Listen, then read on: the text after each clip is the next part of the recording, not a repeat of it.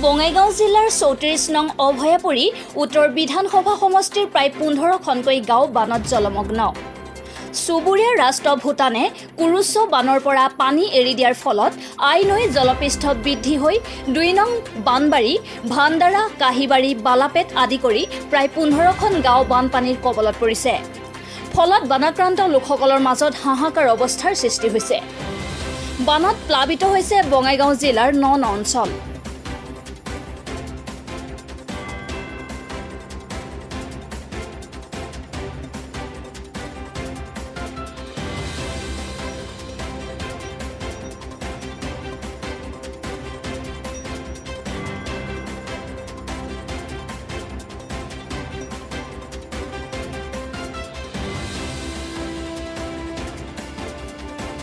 ডাঙাইগাঁৱৰ পৰা কীৰ্তনপাৰা যোৱা ৰাস্তাৰ মাজভাগত এটা বক্স কালভাৰ আছিল, কিন্তু সেইটো আজি আই নৈৰ বাৰণি পানীৰ ফলত ছিঙি যায়।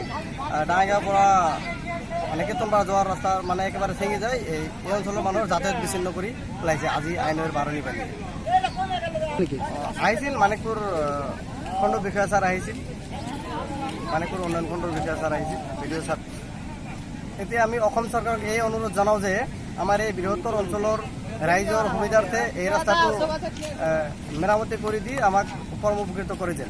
তথা বাৰণি পানীয়ে আই নদীৰ পানীয়ে ভাণ্ডাৰাৰ পৰা কীৰ্তনপাৰা যিটো মেইন ৰোড আছিল, সেই ৰোডৰ ভাণ্ডাৰাৰ ১ নং ভাণ্ডাৰাত এটা কালভাৰত হঠাৎ বেছি পানী অহাৰ ফলত কালভাৰত পানী বেছি ধৰি ৰখাৰ ক্ষমতা নাছিল কাৰণে সেই ৰাস্তাটো বিচ্ছিন্ন হৈ যায়। বৃহত্তৰ কীৰ্তনপাৰা টু ভাণ্ডাৰা যোৱা ৰাস্তাৰ মানুহৰ যোগাযোগ বিচ্ছিন্ন হয়, যাতায়াতৰ বহুত অসুবিধা হয়।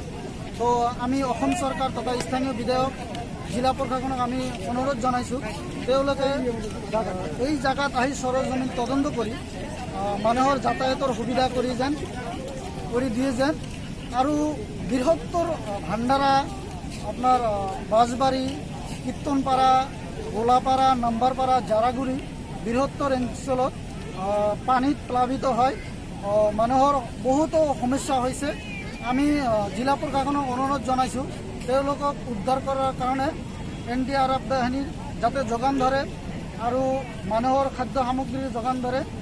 বিশুদ্ধ খোৱা পানীৰ বহুত অভাৱ হৈছে আৰু বানপানী হোৱাৰ পিছত মানুহৰ বহুত বেমাৰ আজাৰত দেখা দিব। তেওঁলোকৰ স্বাস্থ্যৰ প্ৰতি লক্ষ্য ৰাখি তেওঁলোকৰ যাতে ঔষধৰ ব্যৱস্থা কৰে, এইখিনি চৰকাৰ তথা বৰমূৰীয়াক আমি বিনম্ৰভাৱে অনুৰোধ জনাইছোঁ।